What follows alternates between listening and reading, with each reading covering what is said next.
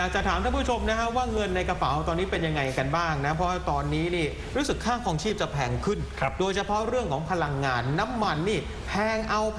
บางคนบอกไม่ไหวแล้วไปใช้รถยนต์ไฟฟ้าไปใช้พลังงานอย่างอื่นดีไหมก็ตอนนี้หลายๆคนนะครับแล้วก็หลายๆประเทศด้วยหันมาส่งเสริมรถยนต์ไฟฟ้ากันแล้วมันก็ค่อนข้างเป็นแนวทางที่ชัดเจนว่าอุตสาหกรรมยานยนต์ต่อจากนี้จะมุ่งหน้าสู่การเป็นรถยนต์ไฟฟ้าแบบเต็มตัวแต่ก็มีแนวคิดอีกอย่างหนึ่งนะครับที่มีคนบางกลุ่มมองว่าการใช้รถยนต์เนี่ยเป็นสิ่งจำเป็นหรือเปล่าคือไม่ว่าจะเป็นรถยนต์ไฟฟ้ารถยนต์น้ำมันก็ตามเนี่ยเอาจริงๆคือมันไม่ควรมีเลยไหมอย่างเงี้ยนะครับคือเขามองว่าถ้าหากว่าเรามีระบบขนส่งสาธารณะที่ดีพอนะครับมันก็จะทำให้คนทั่วไปเนี่ยไม่มีความจำเป็นต้องซื้อรถมาเป็นของตัวเองคือมันจะมีประโยชน์ทั้งในแง่ของช่วยรักษาสิ่งแวดล้อมด้วยแล้วก็มีประโยชน์ต่อประชาชนทั่วไปที่จะทำให้มีเงินเหลือจากการซื้อรถเอาไปพัฒนาคุณภาพชีวิตด้านอื่นๆแต่คุณดาวครับจะทำได้จริงเหรอมีเหรอครับใครที่ไม่ยอมซื้อรถและอยู่เมืองไทยอยู่กรุงเทพเนี่ยมีคนทำได้ครับคือผมเพิ่งไปพูดคุยมาเขานะครับเป็นผู้อำนวยการองค์การความร่วมมือระหว่างประเทศของเยอรมนีหรือว่า GIZ ชื่อคุณไรโฮเอลเกสนะครับก็ย้ายมาทำงานที่กรุงเทพได้หลายเดือนแล้วมากรุงเทพเนี่ยเขาไม่ซื้อรถแต่ว่าเอาจักรยานของตัวเองมาจากเยอรมันมาขี่ทำงานจากที่บ้านเนี่ยไปที่ทำงานทุกๆวันซึ่งเขาก็บอกนะครับว่าการขี่จักรยานในกรุงเทพเนี่ยมันก็ไม่ได้เลวร้ายอะไรขนาดนั้นจริงเหรอฮะมันอาจจะมีความยุ่งยากอาจจะต้องเพิ่มความระมัดระวังหน่อยแต่ว่ามันก็เป็นสิ่งที่สามารถทำได้เดี๋ยวแนวคิดของเขาน่าสนใจมากเป็นยังไงเดี๋ยวเราไปติดตามกันในบทสัมภาษณ์ครับ You don't drive to work but you ride one of your e-bike to work why did you decide to do that The backstory is I have no car and I have never owned a car. My wife has sold hers 14 years ago and ever since we are using bicycles and public transportation for moving around.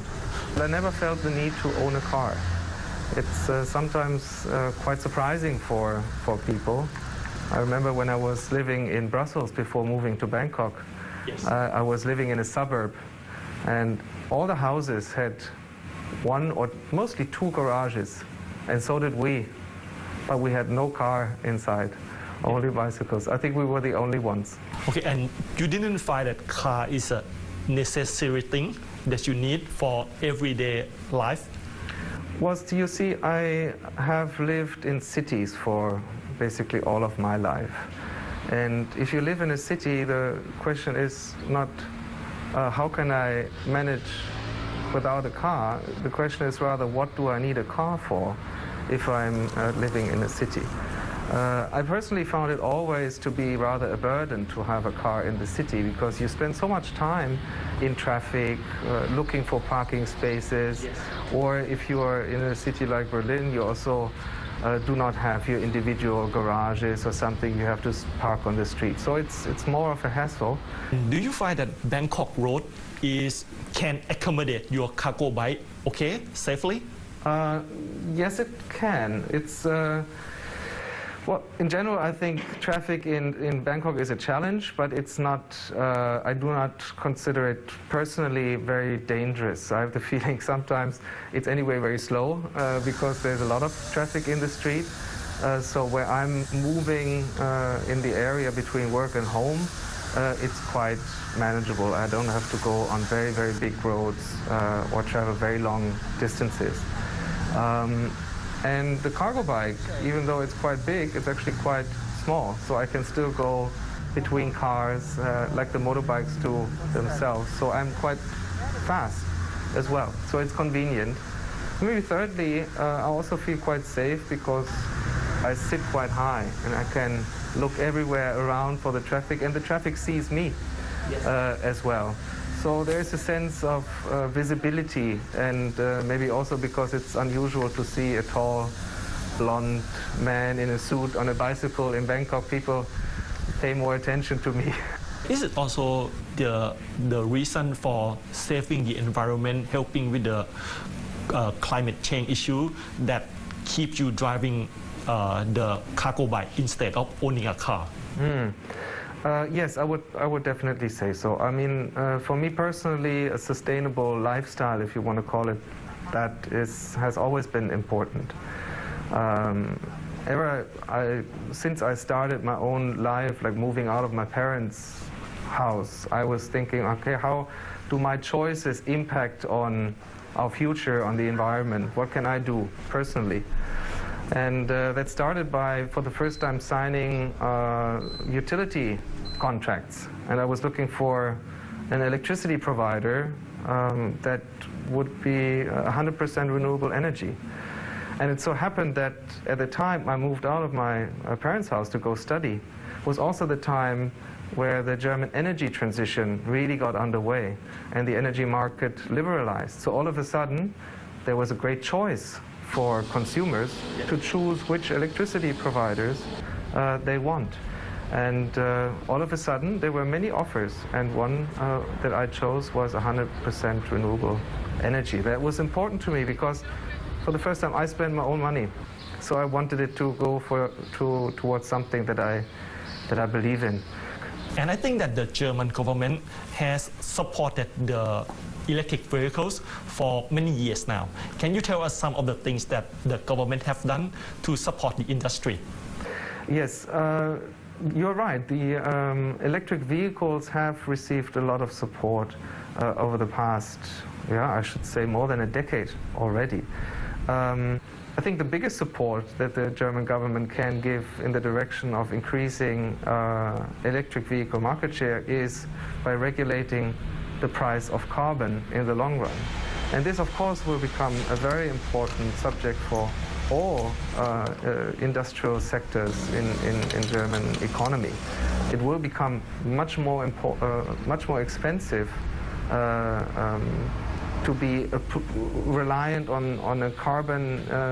business model in the future than it is now. So changing the incentives for car makers, I think, is the biggest contribution the German government can make. In Germany, so a lot of people is switching to electric vehicles instead of the regular vehicles. Yes, I believe so. I think we see a lot of changes around mobility also in Germany. It's not only about deciding maybe to buy an electric vehicle instead of a common combustion engine vehicle. But many people, as I did, also ask the question, do I need to buy any vehicle? Or do I use public transportation or shared mobility services instead? For instance, my daughter, she's 24, she's in Berlin, and I'm trying to convince her to do her driver's license, but she does not see a need for it because she feels she in the near future does not have to make that decision to drive her own car. It's quite an interesting change from one generation back, from my own generation, where it was standard that as soon as you're 18, you do your driver's license. It was a sense of personal independence. But personal independence today is more about having choices in order to go from A to B. But these choices do not necessarily mean you have to own your own car. Thank you very much. And we are hoping to see the better and the cleaner world in the near future. Thank you so much. โอ้โหคุณดาวครับเห็นไอเดียจากชาวเยอรมันที่เขาบางทีเนี่ยเป็นชาวต่างชาติแล้วมามองเมืองไทยครับไอเดียน่าสนใจขนาดนี้ถามคุณดาวก็แล้วกันเป็นคนไปสัมภาษณ์มาอยากจะเอาอย่างบ้างไหมฮะคือจริงๆผมอยากเอาอย่างเขานะครับเพราะผมก็รู้สึกเหมือนกันว่าการมีรถยนต์เนี่ยมันเป็นภาระจริงๆนะไม่ว่าจะเป็นค่ารถเมืองไทยเนี่ยก็แพงกว่าต่างประเทศใช่ต่อภาษีประจำปีค่า maintenance ขับรถไปทีหาที่จอดรถเนี่ยก็หายากแถมค่าจอดรถก็แพงด้วยผมยังมองเลยว่าถ้าหากว่าเรามีทางเลือกเดินทางด้วยวิธีอื่นไม่ว่าจะเป็นการขี่จักรยานนั่งรถเมล์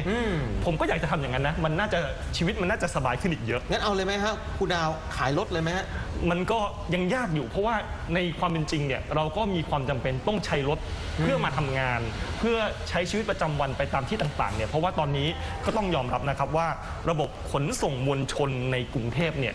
หากเทียบกับต่างประเทศเนี่ยมันก็ยังค่อนข้างล้าหลังอยู่เยอะใช่คือคนไทยจริงๆเนี่ยถามว่าโอ้โหถ้าเลือกได้ไม่มีรถเนี่ยมันประหยัดเงินได้เยอะแต่ว่าด้วยความจำเป็นเพราะว่าด้วยของระบบการขนส่งสาธารณะในบ้านเราเนี่ยนะครับแต่ว่าในขณะเดียวกันเรื่องของพลังงานสะอาดเรื่องของไอเดียดีๆแบบนี้ คือไม่ใช่แค่คนไทยนะไม่ใช่แค่บางประเทศบางคนที่เขาให้ความสำคัญเดี๋ยวนี้มันเป็นวาระระดับโลกเลยคือเป็นเรื่องที่หลายๆประเทศเนี่ยเขาเอาจริงกับเรื่องนี้มากอย่างที่อังกฤษนะครับเขาก็จะมีการประชุมเรื่องการเปลี่ยนแปลงของสภาพอากาศโลกหรือว่า COP26 เนี่ยในเดือนพฤศจิกายนนี้เขาก็จะมีการจะเรียกว่ากดดันก็ได้นะให้ประเทศต่างๆเนี่ยออกมาบอกเลยว่าจะช่วยลดการปล่อยก๊าซคาร์บอนหรือว่ามลภาวะเนี่ยเข้าสู่ชั้นบรรยากาศแต่ละประเทศเนี่ยจะช่วยลดกันได้เท่าไหร่บ้างใช่ครับคือเรียกได้ว่ามันเป็นเทรนด์มันเป็นแนวโน้มที่กำลังเกิดขึ้นตอนนี้ที่ผู้นำทั่วโลกก็ให้ความสำคัญเพราะแน่นอนว่าเรื่องของสิ่งแวดล้อมสุดท้ายผลลัพธ์ก็คือความอยู่รอดของมนุษยชาติของลูกของหลานเรานั่นเองนะครับ